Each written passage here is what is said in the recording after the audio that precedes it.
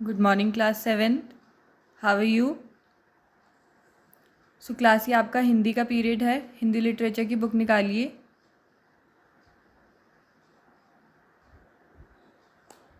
अपनी बुक खोलिए और पेज नंबर 9 पे आएंगे सभी। ओके, पेज नंबर 9 में यहाँ तक मैंने आपको लास्ट क्लास में पढ़ा दिया था। ये पार्ट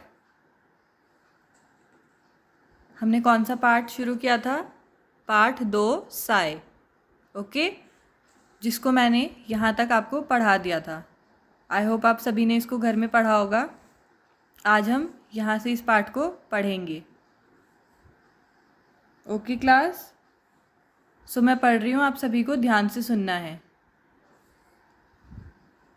लेकिन शादी के समय वह चाहकर भी पहुँच नहीं पाया। विवशताओं से भरा लंबा पत्र आया कि इस बीच जो नया कारोबार शुरू किया है उसमें मज़दूरों की हड़ताल चल रही है। ऐसे संकट के समय में यह सब छोड़कर वह कैसे आ सकता है? हाँ, गहने, कपड़े और रुपए भिजवा दिए हैं। वर वधू के चित्र उसे अवश्य भेजें, वह प्रतीक्षा करेगा। धूमधाम से विवाह संपन्न हुआ। विवाह के सारे चित्र भी भेज दिए गए। अज्जू ने इस वर्ष कई इनाम जीते। हाई स्कूल की परीक्षा में वह ज़िले भर में प्रथम रहा। खेलों में भी पहला स्थान मिला। इनाम में मिली सारी वस्तुओं के फ़ोटो भी वह पापा को भेजना न भूला। बदले में कीमती कैमरा आया, गरम सूट का कपड़ा आया, सुंदर घड़ी आई और मर्मस्पर्शी लंबा पत्र आया। लिखा था कि वह बच्चों की उम्मीद पर ही जी रहा है। पत्नी का स्वास्थ्य अच्छा रहना चाहिए। परंतु अनेक वादे करने पर भी घर आना संभव न हो पाता। हर बार कुछ न कुछ अड़चनें आ जाती और उसका आना स्थगित हो जाता। पाँवों पर पंख बांधकर समय आबाद गति से उड़ता रहा। बच्चों ने लिखा कि यदि उसका इधर आ पाना कठिन हो रहा है तो वे ही सब अफ्रीका आने की सोच रहे हैं, कुछ वर्ष वहीं बिता लेंगे। उत्तर में केवल इतना ही था कि काम बहुत बढ़ गया है। नैरोबी, मोम्बासा के अलावा अन्य स्थानों पर भी उसे नियमित रूप से जाना पड़ता है। यहाँ विश्वास के आदमी मिलते नहीं, इसलिए उसे स्वयं ही खटना पड़ता है।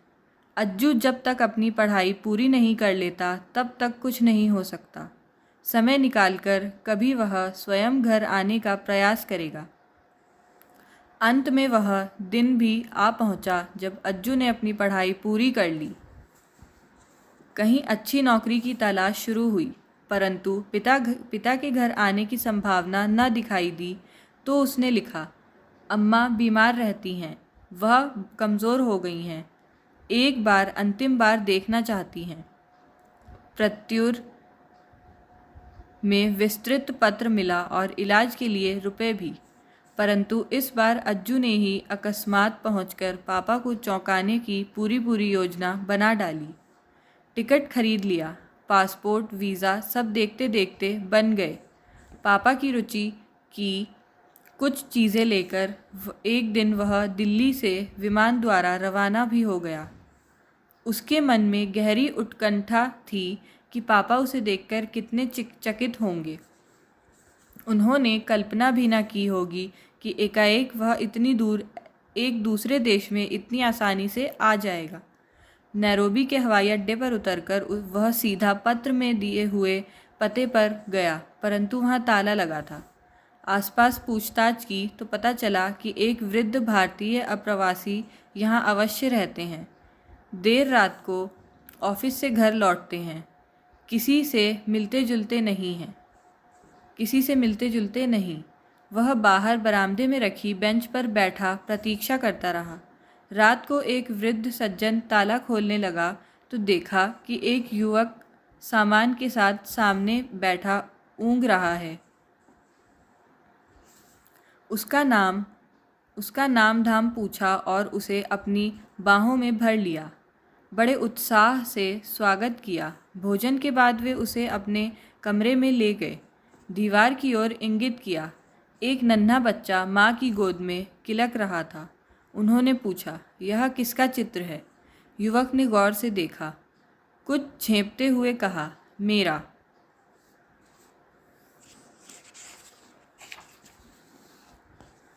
लेकिन शादी के समय वह चाहकर भी पहुंच नहीं पाया। जब उनकी बेटी की शादी हुई तो वो चाहता भी था पहुंचना, लेकिन तब भी पहुंच नहीं पाया।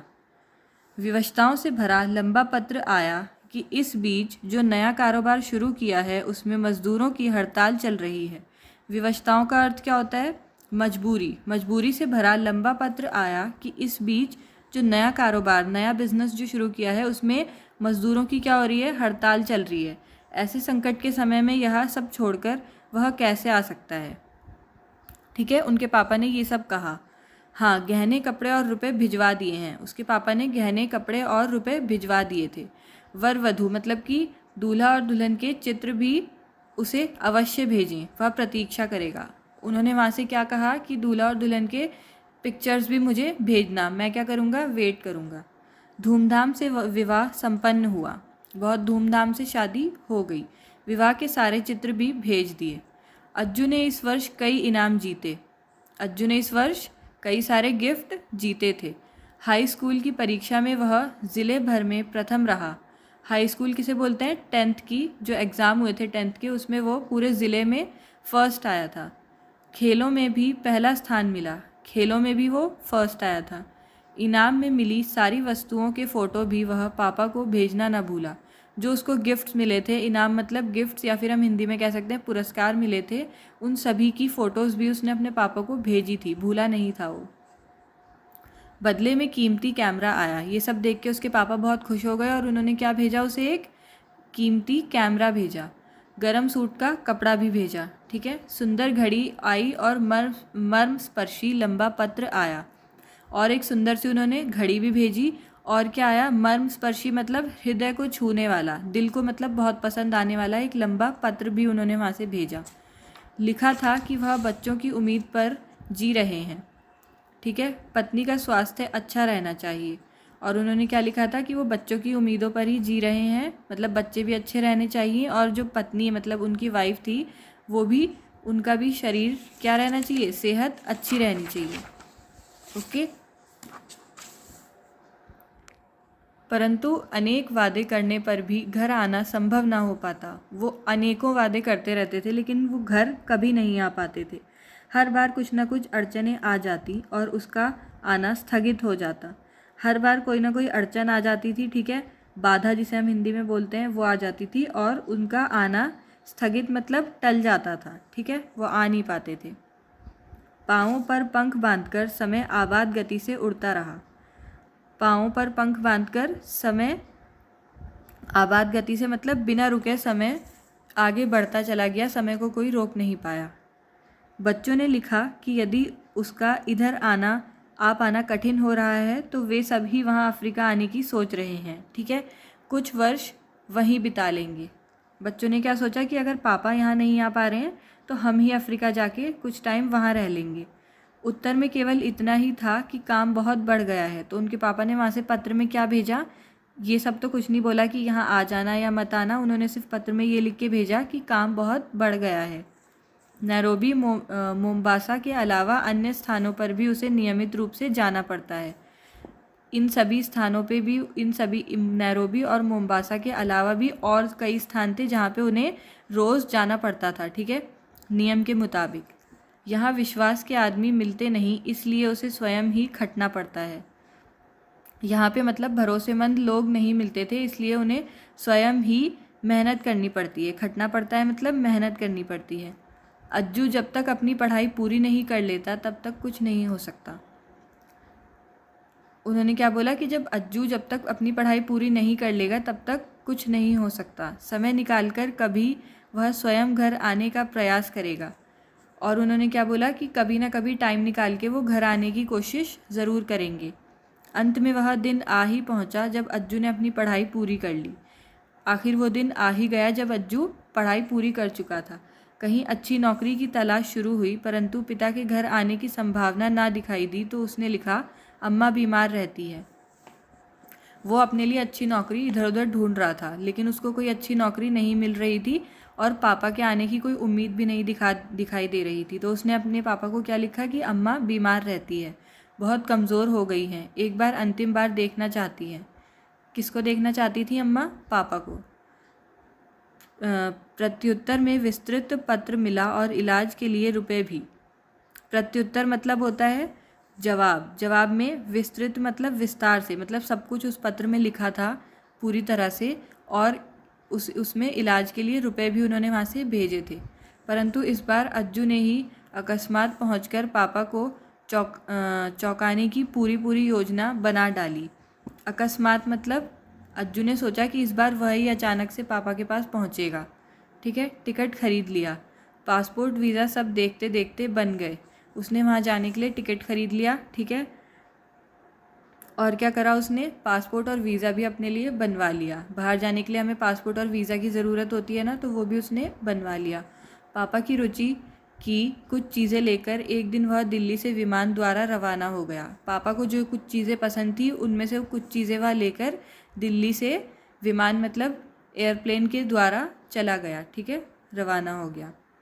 उसके मन में गहरी उत्कंठा थी कि पापा उसे देखकर कितने चकित होंगे। उत्कंठा मतलब होता है कि उत्सुकता, जानने की इच्छा रखना। उसके मन में ये इच्छा थी कि पापा उसे देखकर कितने हैरान होंगे। उन्होंने कल्पना भी ना की होगी कि एकाएक वह इतनी दूर एक दूसरे देश में इतनी आसानी से आ जाएगा। मतलब कि पापा ने कभी सोचा भी नहीं होगा कि वो एकदम से उनका बेटा अज्जू दूसरे देश में बड़ी आसानी से पहुंच जाएगा। नैरोबी के हवाई अड्डे पर उतरकर वह सीधा पत्र में दिए हुए पते पर गया, परंतु वहाँ ताला लगा था। नैरोबी में जो हवाई अड्डा था, मतलब कि एयरपोर्ट जो था, वहाँ उतरकर वह सीधा पत्र में जो पता लिखा हुआ था, एड्रेस लिखा हुआ था, वो वहाँ पे पहुँच गया। लेकिन वहाँ पे क्या लगा हुआ था? ताला लगा हुआ था। आसपास पूछताछ की तो पता चला कि एक वृद्ध भारतीय अप्रवासी यहाँ अवश्य रहते हैं। जब उसने इधर उधर पूछताछ की तो क्या पता चला कि वृद्ध मतलब एक बूढ़े, भारतीय मतलब भारत में रहने वाले एक बूढ़े, अप्रवासी मतलब होता है अस्थायी तौर पर परदेश में रहना, मतलब कि वो उस देश के हैं नहीं लेकिन वहाँ पे रहते हैं। ठीक है, तो ऐसा पता चला कि भारत के हैं वो वृद्ध, वो यहाँ पे हमेशा रहते हैं। देर रात को ऑफिस से घर लौटते हैं, किसी से मिलते जुलते नहीं हैं। ये सब उसे वहाँ किसी ने बताया। वह बाहर बरामदे में रखी बेंच पर बैठा प्रतीक्षा करता रहा। बाहर बरामदे में क्या रखी थी? एक बेंच रखी थी, वहाँ पे बैठकर वो वेट करता रहा, इंतज़ार करता रहा। रात को एक वृद्ध सज्जन ताला खोलने लगे तो देखा कि एक युवक सामान के साथ सामने बैठा ऊँघ रहा है। जब रात को एक वृद्ध बूढ़े इंसान ताला खोलने लगे तो उन्होंने क्या देखा कि एक युवक सामने सामान के साथ क्या बैठा था? सामान के साथ बैठा हुआ था और क्या कर रहा था? वो ऊँघ रहा था। मतलब जवाई लेते हैं, नींद आती है, तब उसे क्या बोलते हैं? ऊँघना बोलते हैं। ओके,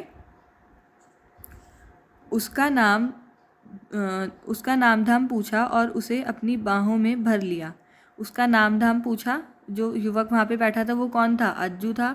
उसका नाम उस युवक ने पूछा और अपनी बाहों में भर लिया। बाहों में भरना मतलब गले लगा लिया। बड़े उत्साह से उसका स्वागत भी किया, बड़े जोश के साथ उसका स्वागत किया। भोजन के बाद वे उसे अपने कमरे में ले गए। भोजन करने के बाद वे उसे अपने कहाँ ले गए? कमरे में ले गए। दीवार की ओर इंगित किया।